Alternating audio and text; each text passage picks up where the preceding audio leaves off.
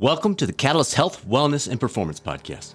I'm your host, Dr. Bradford Cooper, and I don't know about you, but these masks are driving me crazy, frankly, for a number of reasons. But foremost among those is I can't see people smile.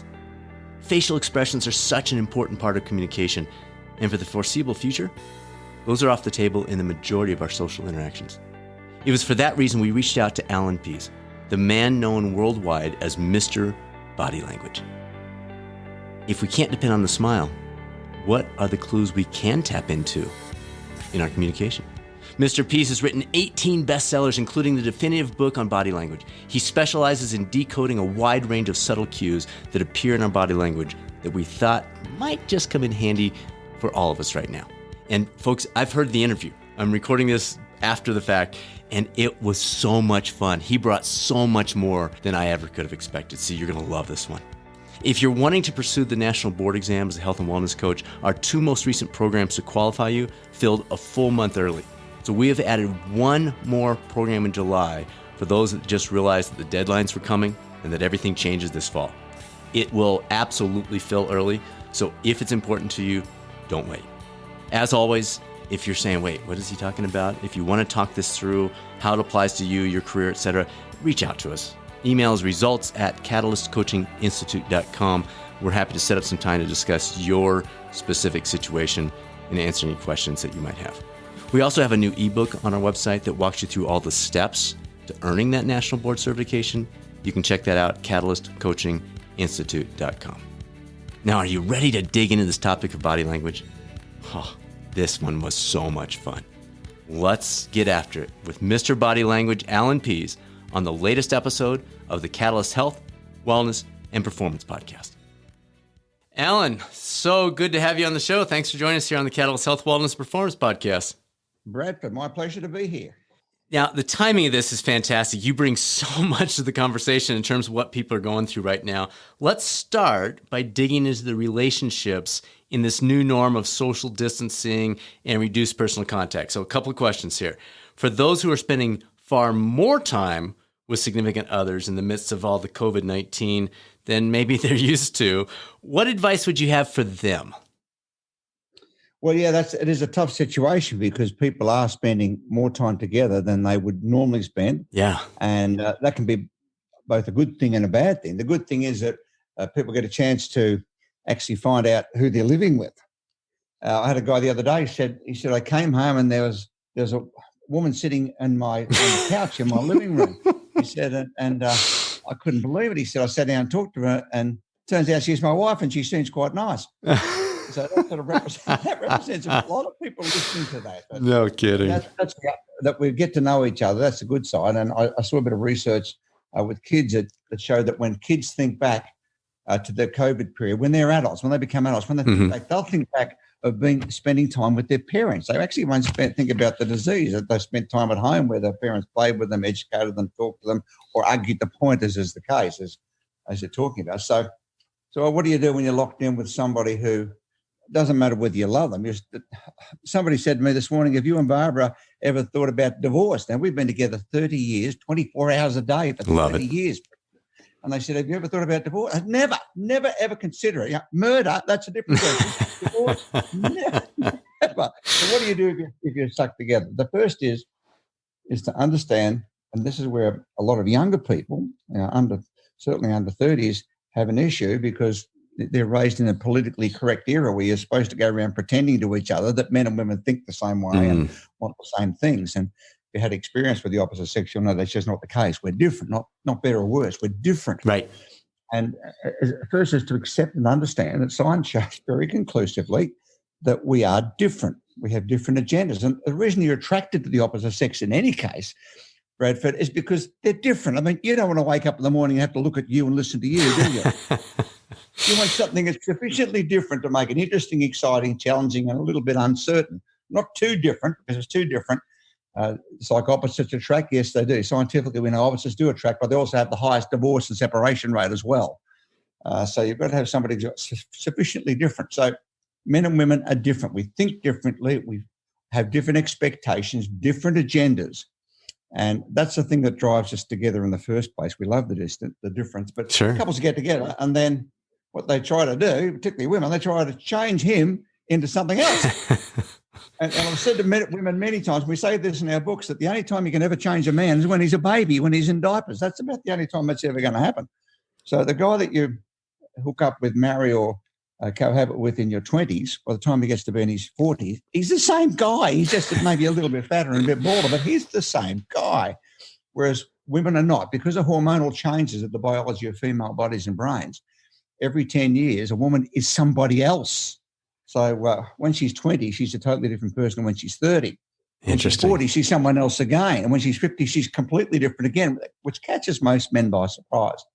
And so if you expect difference, that you celebrate the difference, then you can get on really well. And don't try to change a person in close contact to be what you want them to be, which is usually you want them to be like you. Your best friend's like you, but the person you're living with, you don't want them to be like you. You want them to be different. So accepting that we're different and managing the difference, which is what most people don't do. And those who don't do that don't get it.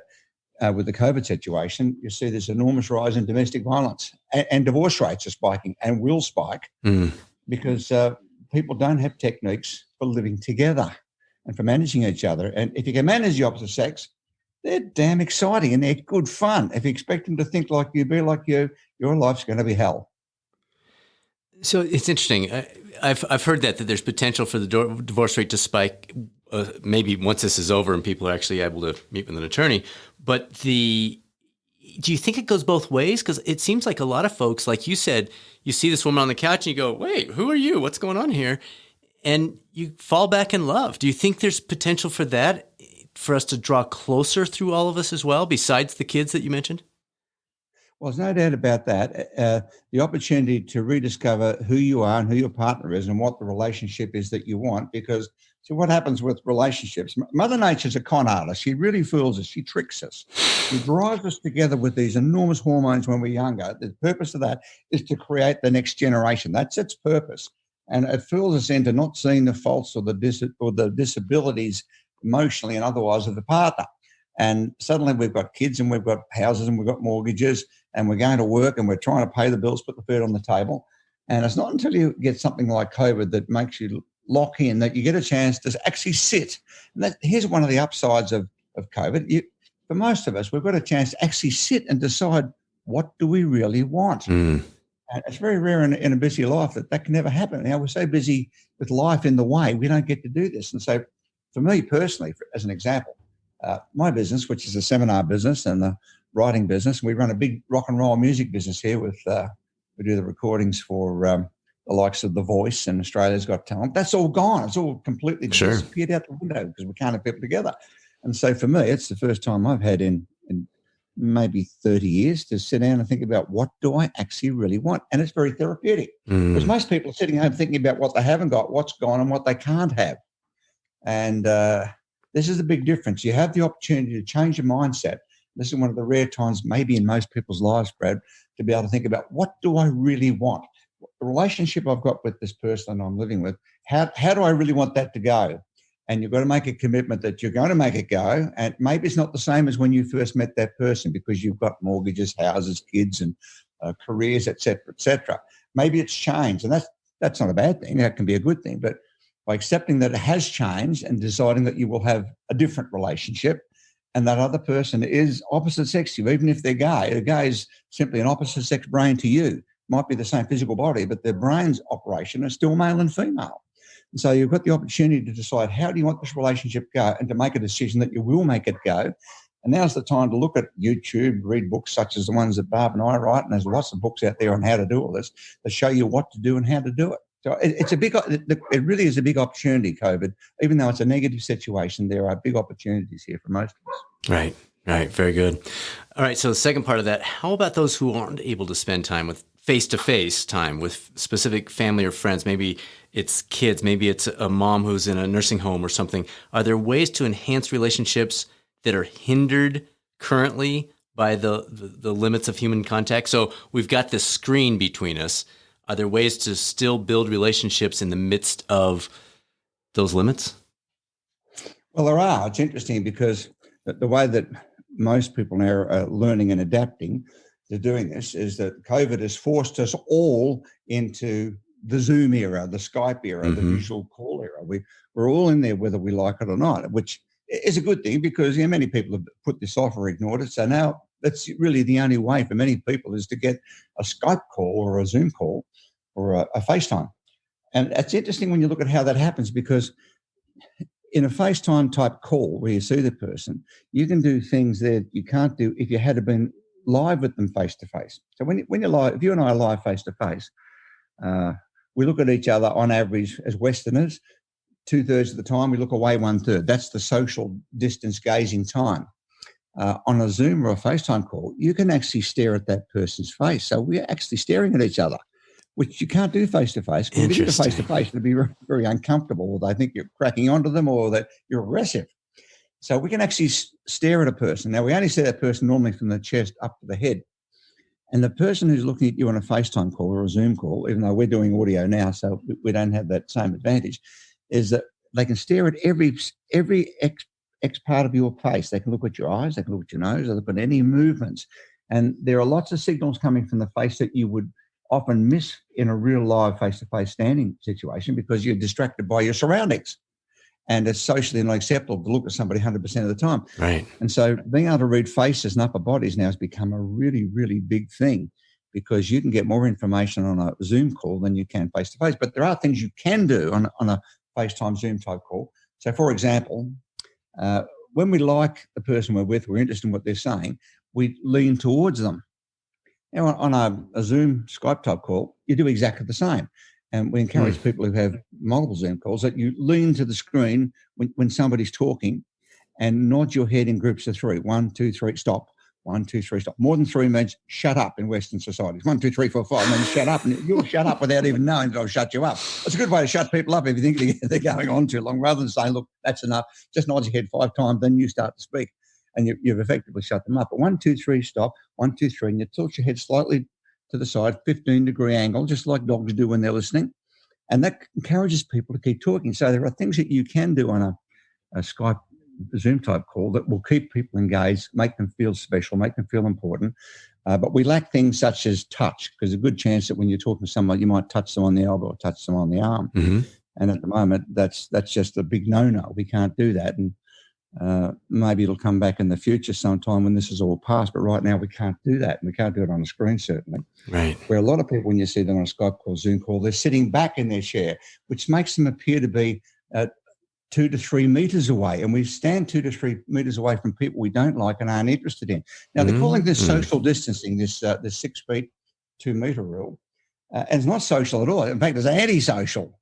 Because people we don't like, don't enjoy being with, we keep them at 1.5 meters, 5 to 6 feet away. That's how. So, but if you stand that far away from somebody because of COVID, it's a cause and effect situation. You start to feel like you don't really like them, and this is part of the reason why everybody's so suspicious of each other. 2 things: we're standing too far away, so we feel like maybe we don't like them, and if they're wearing a mask, most of the information from their face about their emotions is concealed, and so it's the only thing missing is a gun in the holster. And so they look like they might be some sort of a burglar because you can't see the face and you're standing too far away. So they really should have called this physical distancing. So that's what it is, Bradford. It's not social. Social distancing is when you're standing at a distance that makes you feel comfortable, which in Western countries and large cities is around about, I'll convert this, it's 48 centimetres. It's around about, say, 3 feet, about 1.5 feet each, just less than a metre is where we stand with people that we like and enjoy, and we turn our bodies at 45 degrees to each other to form a 90-degree angle. And that's where people talk the most, feel the most comfortable and the most relaxed. Whereas on a Skype type call, you're likely to be facing the screen. So that being the case, if you're sitting, turn your chair to the side to form a 90-degree angle or a 45-degree angle for you, and then turn your head towards the screen. That makes people feel very comfortable. Interesting. That's fascinating. So if I'm sitting back in my seat, that puts me in a position that we would normally place ourselves if we didn't like each other. But if I sit closer to the screen, if I make the screen look like I'm, 2 feet away from it, that brings it into that friendly phase, if you will. What you're trying to do is recreate the distance that you'd be with the person if you like them and you're in a cooperative agreeing type situation. But if you lean back, because we're smaller on a screen, Right. it gives the illusion, but the brain doesn't know it's an illusion. The brain responds to what it thinks it's seeing. It gives the illusion that maybe you're 2 to 3 meters, that's like 6 to 10 feet away. Right. And people who are 6 to 10 feet away or 2 to 3 meters away, people that we don't really communicate with well. This is fascinating. Excellent. Excellent. Okay. So we jumped a little bit ahead, but we'll circle back here. Now, you have the reputation as Mr. Body Language. So that's an area that's obviously always been important, but it seems like even more important now. You mentioned the mask covering our faces. What aspects of our body language become the next line of communication? So if you and I are meeting on the street somewhere, we both have masks on, what else can I do body language wise to communicate different messages to you without the smile and frowns and the things that go with that? Well, it's very awkward too. In fact, the whole world right now is feeling awkward because if we do happen to meet somebody face to face and if we're wearing a mask, I mean, the natural reaction for most Westerners and Europeans is to extend your hand. And you would have noticed too, even though the medicos are saying, forget handshaking, just leave it be for the time being because of germ transmission, we still have this urge to put our hand out because it's been going on for thousands of years. And so that doesn't happen, so everybody's doing this awkward dance in front of each other. Here's a simple way to do this if you're wearing a mask. When you're face-to-face with someone, when you meet them, you stop, put your hand over your heart and just lean forward slightly by keeping your eyes up and smile so they can see your teeth. And it's important that they see your teeth. Having visible teeth for primates is a submission signal. So monkeys and chimps do this as well. If somebody smiles at you, Bradford, and they can't see your teeth, they'll become very suspicious of you. And women are very receptive to this. If a woman's standing around with you and she's smiling and you can't see her teeth, somebody or something's bugging her. And other women know this. And most men miss it. They go, she must fancy me. Oh, that's not the case at all. She's upset about something. And other women pick this up because women are more perceptive reading nonverbal signals as a collective group than men. So put your hand on your heart, lean forward, and just smile with your teeth visible. Now, the hand on the heart neutralizes the fact that they can't get information from your face. Because hand on the heart for thousands of years has been connected to loyalty, to sincerity, to openness, to love, to truth. And just the action of doing that will neutralize most of what they're not getting from your face. In other words, you look like you're non-threatening, non-dominating, non-intimidating. Now, the other thing you can do, which I've tried this one, and this one works a treat. With your mask, draw on a smiling face with teeth on it. Yeah. I mean, you look like a bit of a goose sometimes. You feel like a goose, but it makes everybody laugh. Now, laughter means you've removed any possibility of aggressive perception or dominating behavior. People think this person obviously has a sense of humor, and people do laugh. And you put your hand on your heart, lean forward, say, nice to meet you. And it creates a very happy, positive, bubbly, warm first meeting, even when you're standing at 6 feet away. Beautiful. Beautiful. All right. What tips would you have for individuals to optimize their body language when they don't? So we've talked a little bit about this, but you said the teeth are so important. We don't have the smile, so we can't see the teeth. Hand over the heart, drawing on the mask. Any other little tips you can throw out there that we can draw? Like you mentioned the 45-degree angle. Is there something as you come to them we should be at a different angle or a foot forward or there something with the eyes where we look? Any other tips in the absence of the smile piece, the teeth piece? Well, the only thing we're really missing here is most of the signals below the eyes. We can still see the eyes and you can smile with your eyes. So the way to give across an eye smile is behind your mask, where you might normally smile, make it a huge smile. That's overact the smile. Okay. Really open the mouth and overact it because that emphasizes pulling the eyes back and up. And the other person, the limbic part of the brain, which is the ancient part of the brain, that we're born with the ability to recognize whether somebody is aggressive or friendly. And in making a really big, open, toothy smile behind a mask, it pulls your eyes back and people get a feeling, this person seems happy. Now, the reason that you look happy and non-aggressive, and monkeys and chimps do it as well, because like if a dog smiles at you, you're in trouble, right? A shark smiles at you, you've got big trouble going on.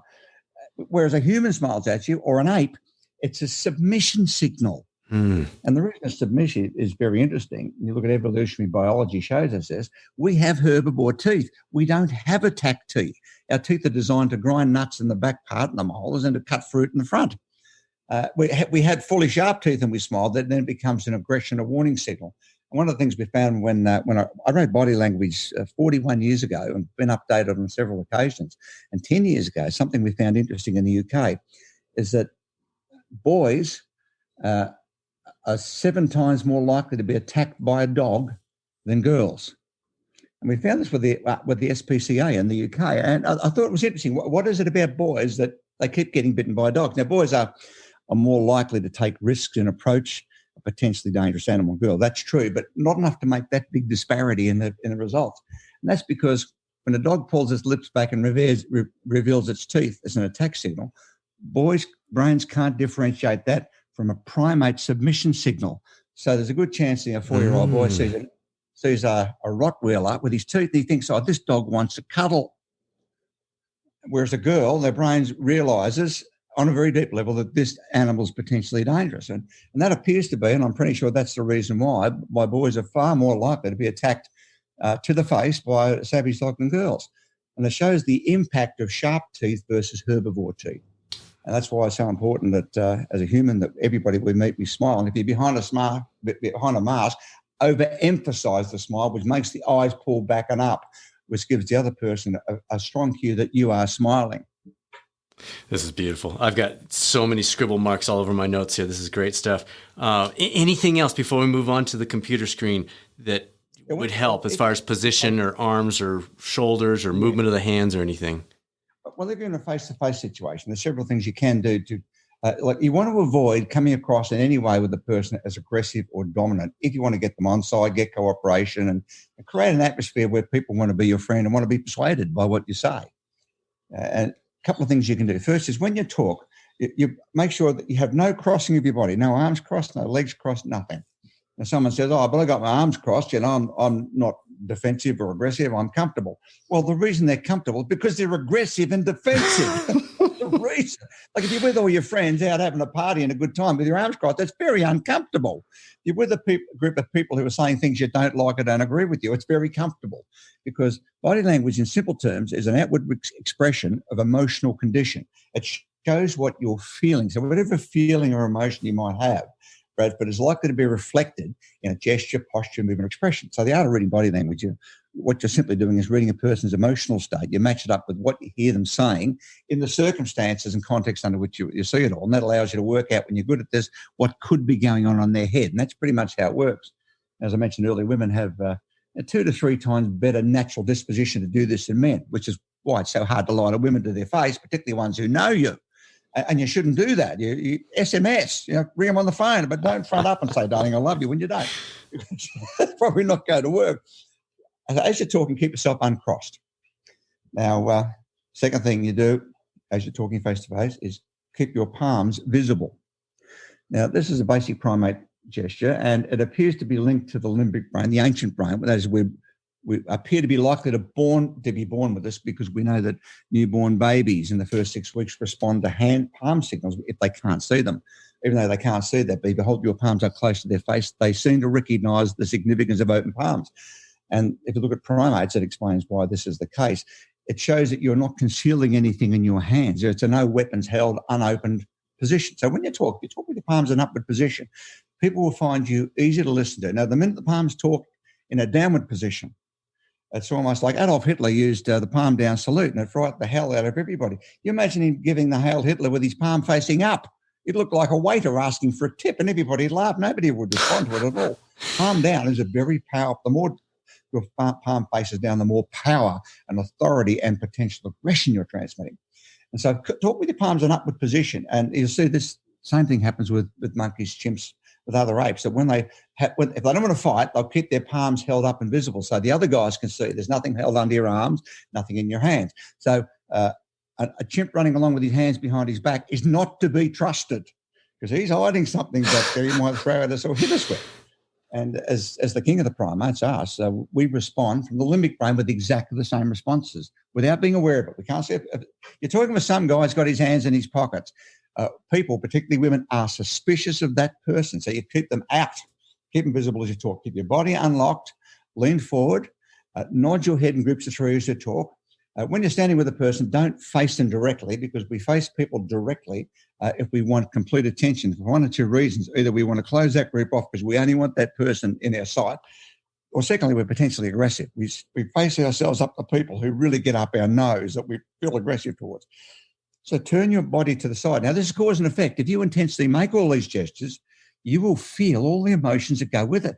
This has been an interesting recent discovery. In other words, you can manipulate your own attitude and emotions. So if you're going for a job interview where you might be pretty nervous about it because you don't want to blow it, chances are you might go in there revealing nervous, lack of confidence, gestures such as putting your fingers together, or maybe holding your arms hands in a cross position, even though you're trying to fake that you're not nervous. But we all get nervous in situations.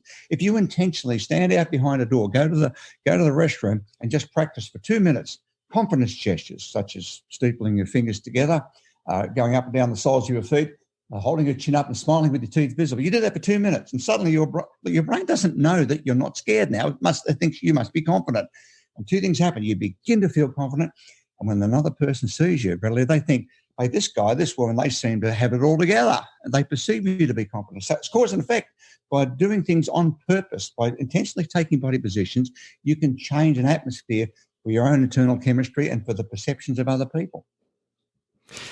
Allan, this is so good. All right, let's come back to the computer screen. You talked about the specific one-on-one type Zoom meetings. Any suggestions for the smaller meetings, maybe 3 or 4 folks compared to the large groups, the 5 to 20, that you could throw out to us at this point? Well, one of the biggest errors that most people do, whether it's one-on-one or a small group or a big group, is that because we're on a Skype or a Zoom type call, it's almost like we tend to behave like it's more social, and the social and business rules don't apply.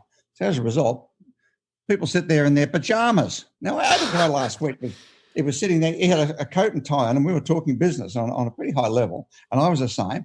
And one of his kids, I guess it was, ran past him behind. And that's okay. That all happens to all of us. But he stood up to chase him, and he didn't have any trousers on. Oh, no. He was in his underwear. So it was like, oh, no. Across the screen, which, it was quite funny. However, it certainly detracted from the credibility and the attitude and image he was trying to portray. And there were polka dots, and I couldn't get Luckily, I didn't stand up because I was in the same condition.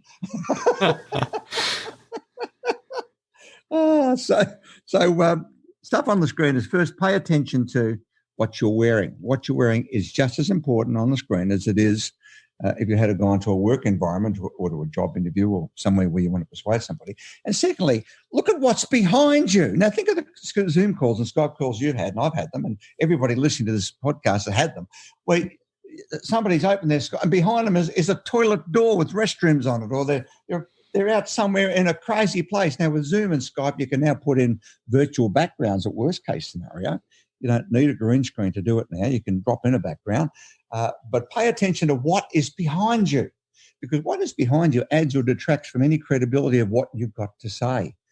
And if people don't see images and signs or certificates or qualifications or clothing that portrays authority, then they keep trying to guess what your authority and ability to say what you're saying is until they can feel what it is or they can see what it is. So don't start by letting yourself down by poor dress and poor background. Think about it all before you go for the call. And I knew this was going to be an audio call today, so I think right now, if I look in the mirror, I look like the homeless. I definitely look like Well, doggone it, we should have made it a video one. Yeah, you're probably in your pajamas, Brad. Come on.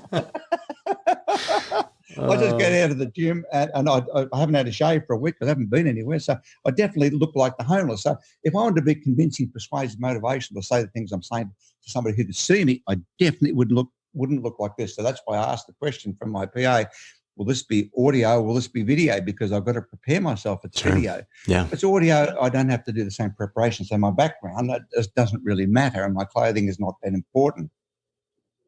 That's great. I love it. All right. So somebody's leading Zoom meetings. We've got a lot of folks in a situation where they're in charge of these things. Any tips they could utilize to make it for their group more effective, besides the tips you've given us, more effective for everybody? Just some general guidelines they can throw out there to everyone?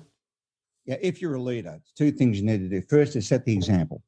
Make sure that you either have a background that reflects what you're trying to say. So if you're trying to talk business and talk about what we're going to do with the company, with the corporates, or where we're going to go, you must have a background that demonstrates that. And if you haven't got a background, well, you can drop in a virtual background. The only disadvantage here, of course, at this point, you can't move quickly because you might get a bit of bleed under your arms from the background. But if you've got a close-up, if you're closer to the screen, or you've got a green screen, which is the best, a green screen will cost you $50 on eBay now, a pop-up green screen, and you can drop in a background where you won't get that same bleed.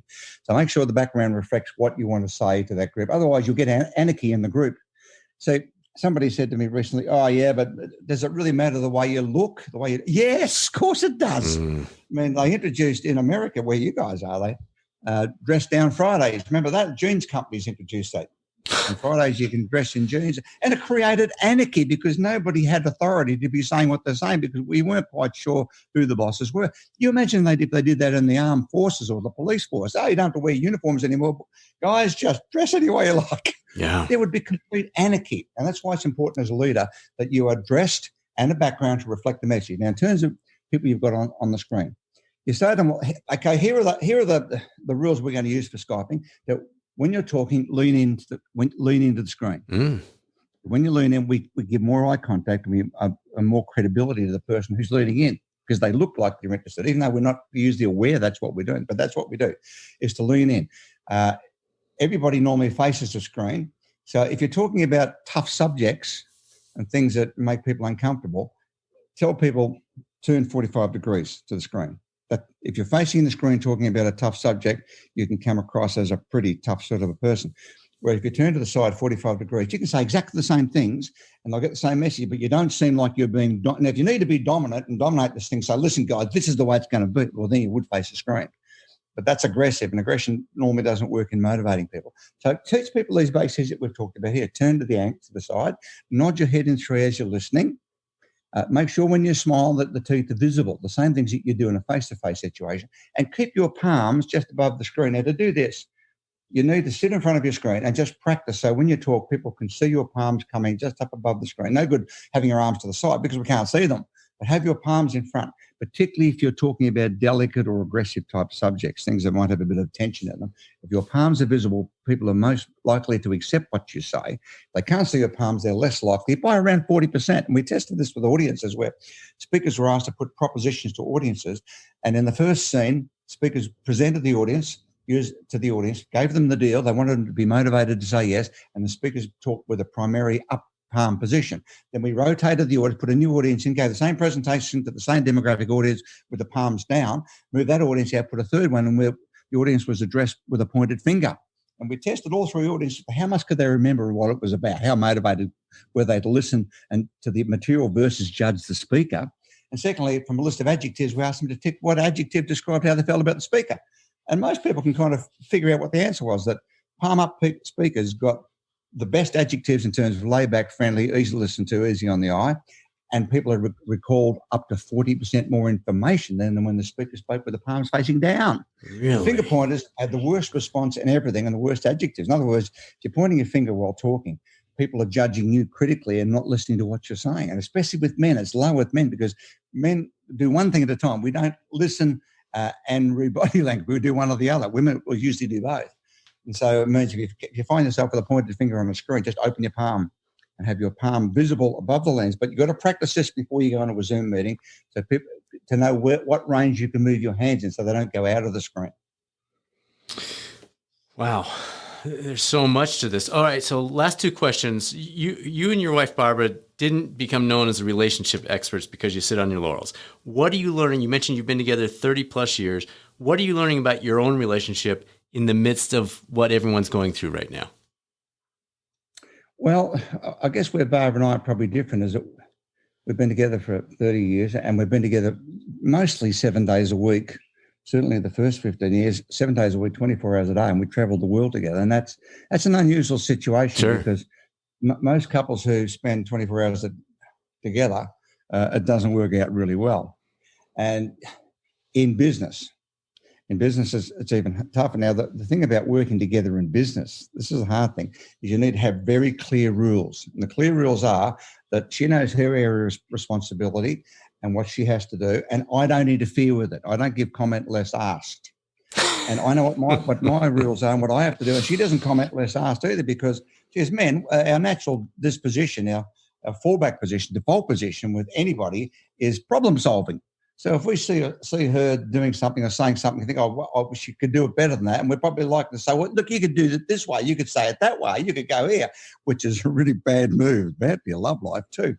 And so you've got to not confuse your business life with your personal and love life, because they are different things. So we make agreements in business that I won't tread into her area and comment unless there's something dangerous or I feel I need to. And then I'll ask for permission to come in. And she does the same. And sometimes she said to me yesterday, I said, what's happening with this, Barb? She said, you don't need to know. And I felt like I probably did. But as I thought about it, I said, okay, well, I don't need to know.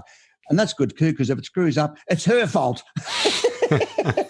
So working together, that is the key, to have clear lines of who does what, and one doesn't get into the space of the other. Because if you're working all day with a personal assistant who's the opposite sex, if you treated them or talked with them the way you might talk with your partner or spouse, they'd quit.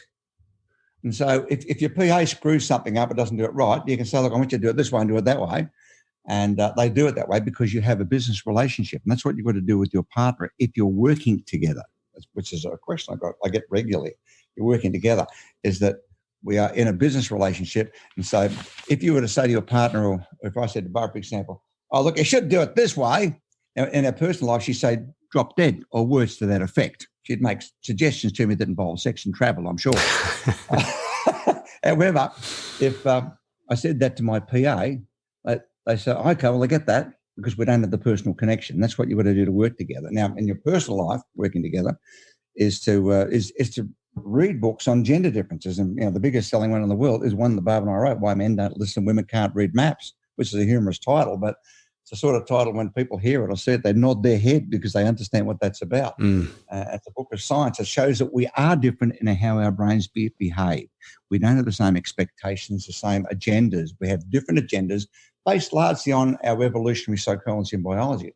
But we're living in an era today, Bradford, where it's politically correct to go around pretending we all are the same and want the same thing. What a ridiculous concept. And the reason that happens is simply that government departments and politically correct groups who, to some extent, are well-intentioned, they confuse difference with equality. Now, equality means for the same background, skill, education, you can do anything you want, go anywhere you like, regardless of sex, culture, race, religion, etc.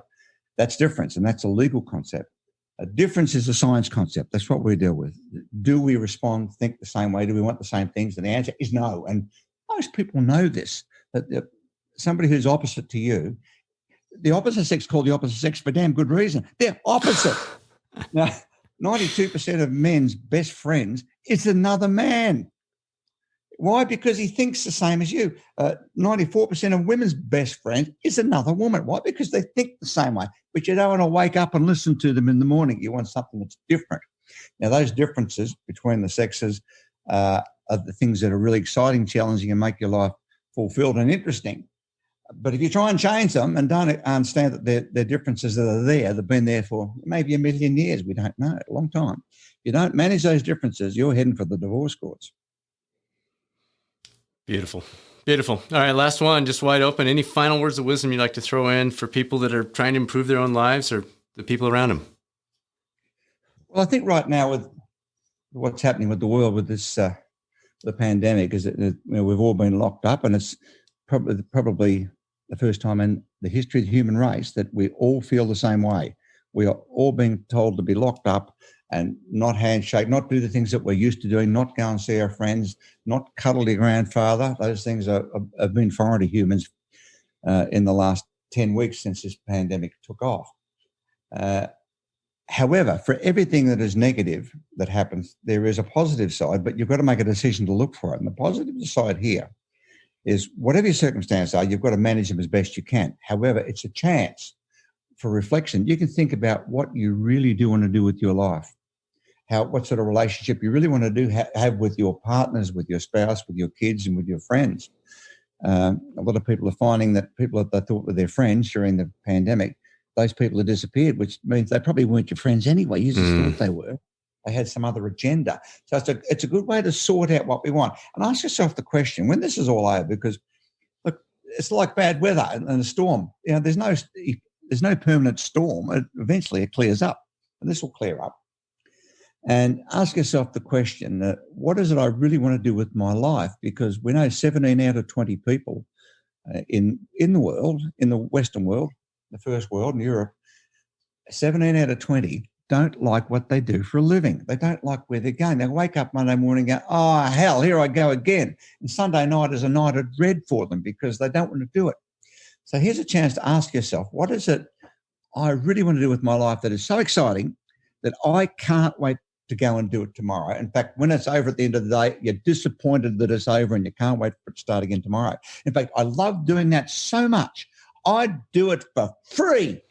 Now, if you can identify that thing or those things, you'll never work another day in your whole life. You make a decision that will be your future. That will be your career. Now, it doesn't mean you're going to quit your job tomorrow or next week or next month even, because you've still got to pay the rent and put food on the table. But it means that you make a plan to go where you want to go that suits you. Now, when you're doing this process, the important thing is you mustn't tell dream stealers and emotional vampires about this, which means you don't talk to your family members because they're going to talk you out of it. One of the biggest things that stop people from moving ahead is family members who are well-intentioned to say, what do you want to do, Bradford? You want to do this? You want to go there? You've got to be crazy. You've got 3 kids. You've got a mortgage. You've got blah, blah, blah, blah. They give you all the reasons why they aren't doing something.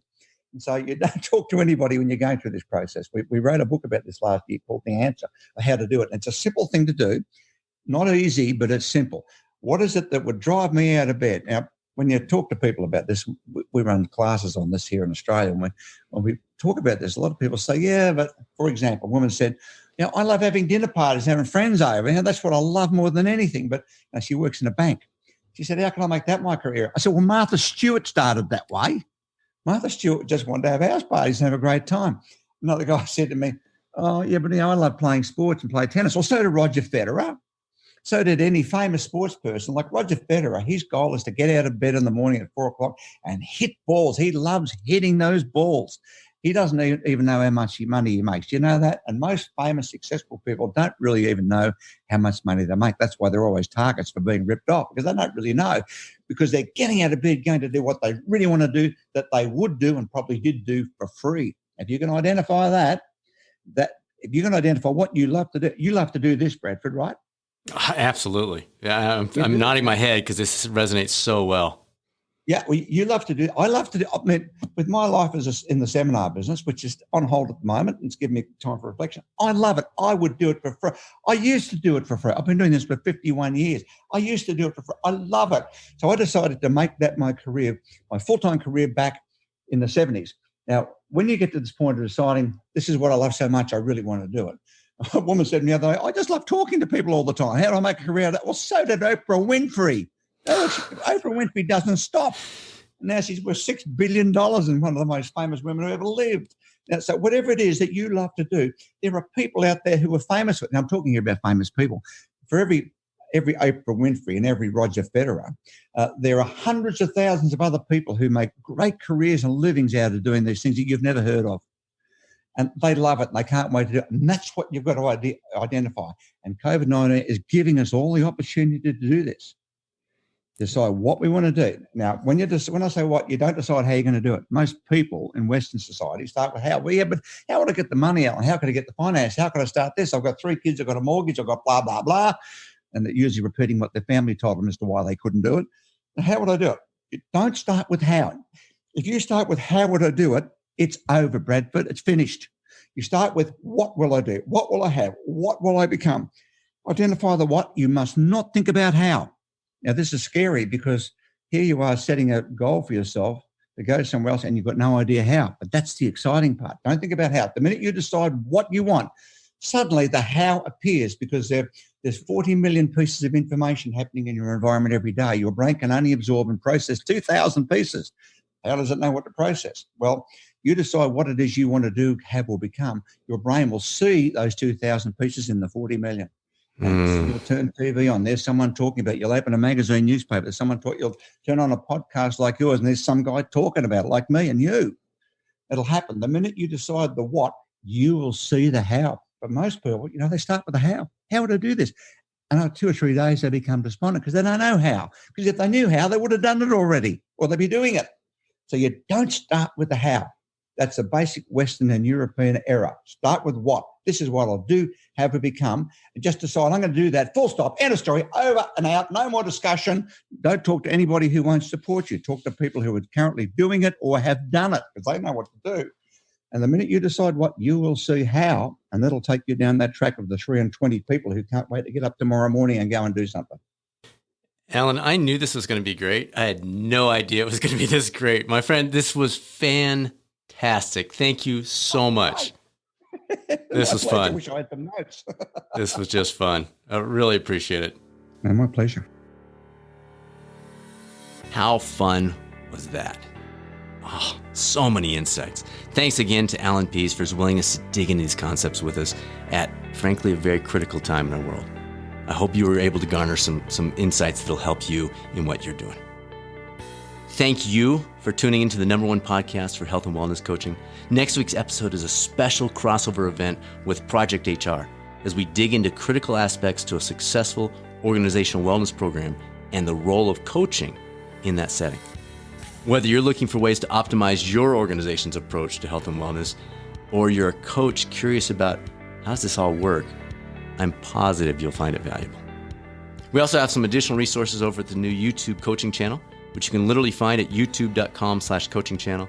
Some of the recent features there include the 4 cornerstones of wellness, or the things that we're distracting ourselves with that aren't within those 4, real-world motivation, and a critical review of how face-to-face, telephonic, and digital coaching compare to one another and where some of those fit in certain circumstances and maybe not in others.